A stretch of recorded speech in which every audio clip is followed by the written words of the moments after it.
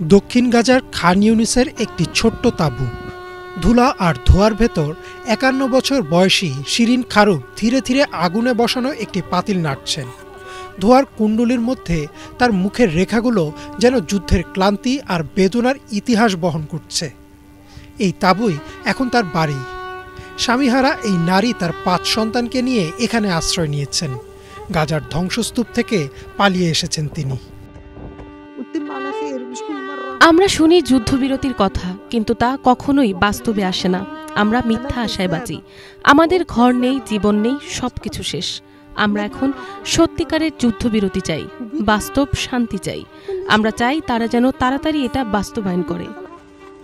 ২০০৬ সালে স্বামীকে হারানোর পর থেকেই শিরিন একাই তার সন্তানদের মানুষ করেছেন। গত ১ বছরে তাকে অন্তত ৩ বার ঘর ছাড়তে হয়েছে। সর্বশেষ তিনি পালিয়েছেন গাজা সিটি থেকে, যখন ইসরায়েলি বোমায় তার আশপাশের সব বাড়ি ধ্বংস হয়ে যায়।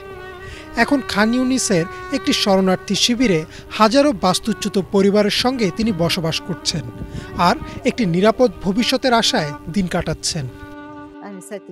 আমি ট্রাম্পকে বলতে চাই, ইসরায়েলের ওপর চাপ দিন যেন যুদ্ধ থামে। আমরা যথেষ্ট কষ্ট পাচ্ছি। খাবার নেই, নিরাপত্তা নেই, জীবনের নিশ্চয়তা নেই। তিনি নিশ্চয়ই আমাদের কষ্ট দেখছেন, অনুভব করছেন। আমি চাই তিনি ইসরায়েলকে চাপ দিন, কারণ তিনি চাইলেই সেটা করতে পারেন। তাঁবুর সামনে বসে শিরিন আগুনে পিঠা ভাজেন, শিশুদের জন্য একটু গরম খাবার তৈরি করার চেষ্টা করেন। তিনি ৭ অক্টোবরের আগের জীবনের কথা বলেন, কিভাবে সকালে বাচ্চাদের স্কুলে নিয়ে যেতেন, বাসার কাজ করতেন, সবাই মিলে হাসিখুশিভাবে দিন কাটাতেন। সাধারণ এই কথাগুলো আজ গাজার অসংখ্য নারীর কণ্ঠস্বর হয়ে উঠেছে। জাতিসংঘ ও আল জাজিরার তথ্য অনুসারে গাজায় প্রতিদিন গড়ে ৬০ থেকে ৭০ জন মানুষ নিহত হচ্ছেন ইসরায়েলি হামলায়। তাদের বেশিরভাগই নারী ও শিশু।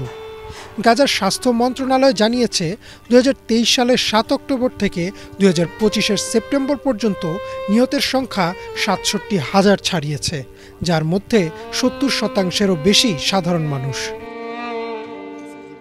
অবশ্য ইসরায়েল সবসময় দাবি করে আসছে এই অভিযান হামাসের বিরুদ্ধে, কিন্তু বাস্তবে তাদের হামলায় ধ্বংস হচ্ছে হাসপাতাল, স্কুল, আশ্রয় কেন্দ্র আর মারা যাচ্ছে হাজার হাজার নিরীহ নাগরিক। গাজার রাস্তায় এখন শুধু ধ্বংসস্তূপ আর ক্ষুধার্ত মুখ। মানবতার সব সীমা পেরিয়ে গেছে এই যুদ্ধ।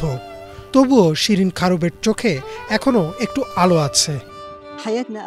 আমার ভেতরে এক ধরনের আনন্দ আছে, বেঁচে আছি বলে, কিন্তু আমাদের সুখ হারিয়ে গেছে, কারণ আমরা আমাদের প্রিয়জনকে হারিয়েছি। অল্প কিছুদিন আগেই আমার ভাতিজা মারা গেছে। তবুও আমি আশাবাদী, কারণ মায়ের বুকের ভেতর আশা না থাকলে পৃথিবী টিকে থাকে না। আমি চাই আমার সন্তানরা আবার সেই পুরনো জীবনে ফিরুক, যেখানে সকালে হাসি দিয়ে ঘুম ভাঙবে, বোমার শব্দে নয়। গাজার এই বাস্তবতা এখন শুধু শিরিন খারুবের নয়, এটি এক জাতির দুঃখ, যাদের পৃথিবী ভুলে গেছে।